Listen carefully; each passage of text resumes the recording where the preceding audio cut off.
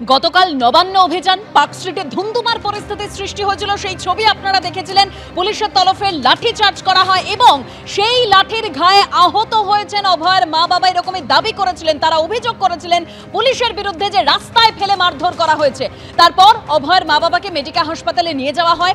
আমরা সেই ছবি আপনাদের সামনে রেখেছিলাম যেখানে অভয়ের মার কপালের ডান দিকে ফুলে গিয়েছিল। মেডিকেল হাসপাতালের উপর চাপ তৈরি করা হচ্ছে, ভর্তি নেওয়া হয়নি, এরকম বিস্ফোরক অভিযোগ অভয়ের বাবা করেছেন। এবং আজকেও যে অভিযোগ তারা তুলেছেন যে মেডিকেল রিপোর্ট নিয়ে যে সেখানে সঠিক তথ্য লেখা হয়নি। আর আজ কিছুক্ষণ আগে মেডিকেল হাসপাতাল থেকে ছেড়ে দেওয়া হয় অভয়ের মাকে। আর মনোজ বার্মা তিনি কি বলছেন? তিনি বলছেন যে অভয়ের মা বাবার উপর যে হামলার ঘটনা সেটা অনভিপ্রেত, সমস্ত ফুটেজ খতিয়ে দেখেছি, তদন্ত শুরু হয়েছে। শুনুন। CCTV footage, video footage, body ক্যামেরার ফুটেজ, ওখানে ড্রোন থেকে সার্ভেলেন্স হচ্ছিল তার ফুটেজ দেখা হচ্ছে, বিভিন্ন অ্যাঙ্গেল থেকে ফুটেজ দেখা হচ্ছে।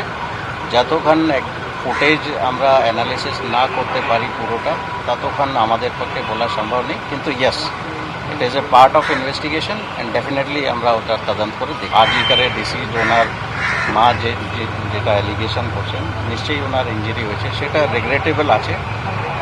এটা অ্যাকচুয়ালি হওয়া উচিত নেই, কিন্তু কেন হলো, কী কারণে হলো, পুলিশের যেটা অ্যালিগেশন হচ্ছে যে পুলিশ মেরেছে, সেই অ্যালিগেশন সত্যি কি মিথ্যা, এগুলো সব অ্যাঙ্গেল দেখা হচ্ছে। অভিযোগ যদি আসে নিশ্চয়ই তদন্ত করা হবে। আর যদি অভিযোগ যদি নাও আমরা পাই, আমরা নিশ্চয়ই আমাদের গতকাল থেকেই আমরা নিজেই তদন্ত করছি।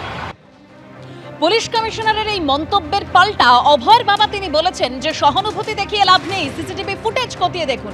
শুনুন। পুলিশ কমিশনার জিজ্ঞাসা করেছেন যে মন্তব্য করেছেন যে এটা দুঃখজনক ঘটনা, এটা ঘটা উচিত ছিল না এবং তারা সিসিটিভি ফুটেজ খতিয়ে দেখবেন। কি বলবেন? দুঃখটা কি ওনাদের, দুঃখজনকটা কি? একটা আমরা বিচার চাইতে গেছি, আমরা যেখানে 40-45 জন লোকের বেশি ছিল না, পুলিশ ছিল 200, তার বেশি লোক বেশি ছিল না, তাদের তো কাটকানো এত ভয় কি ছিল ওনাদের? যখন আমরা হেস্টিংসে পৌঁছিয়ে এখানে পুলিশ কর্তা কে আছে আমাদের সাথে একটু কথা বলুন, কেউ আমাদের সঙ্গে সামনে আসেনি, মোবাইল মতো সবাই লাইন দিয়ে দাঁড়িয়ে আছে। কিন্তু পুলিশ কমিশনার বলছেন যে দুঃখজনক ঘটনা। ওনারা তো সব কিছুই দুঃখজনক বলে দিলেন, হয়ে গেল। মানুষ মানবে? পশ্চিমবঙ্গের মানুষ কেউ মানবে না।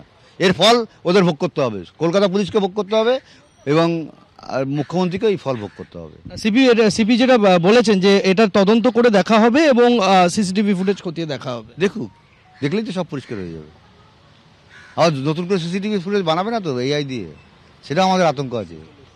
এখানে সিসিটিভি ফুটেজ খতিয়ে দেখবে, আরজি করে সিসিটিভি ফুটেজ খতিয়ে দেখছে না কেন?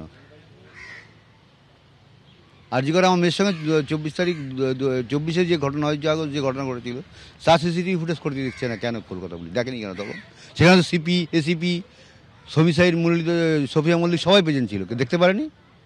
এখন নাটক হচ্ছে। দেখুক, আমাদের তো দেখলে ভালো, দেখে সব প্রকাশ করুক। তারা তো প্রশাসনে এগুলো আমাদের লোক, তারা আমাদের পরিষেবা দেওয়ার জন্য আছে, সরকারের দাবি করার জন্য তারা নেই। তৃণমূলের দাবিদারি করার জন্য ওদের রাখা হয়নি। আমাদের ট্যাক্সের টাকা তারা মাইনা পায়, এটাও যেন তারা মনে রাখে।